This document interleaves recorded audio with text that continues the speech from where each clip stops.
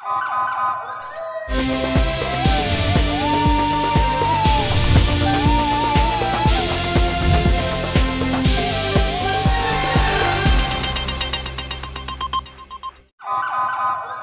पहले नजर डालते हैं अब तक की बुलेटिन।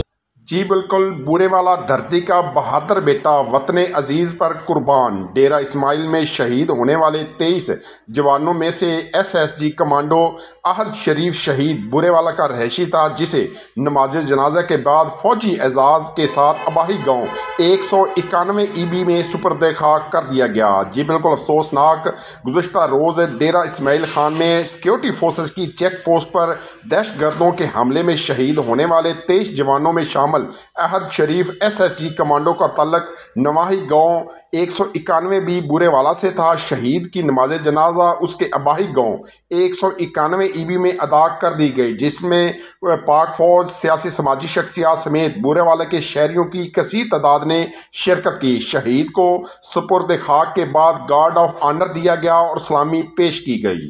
जी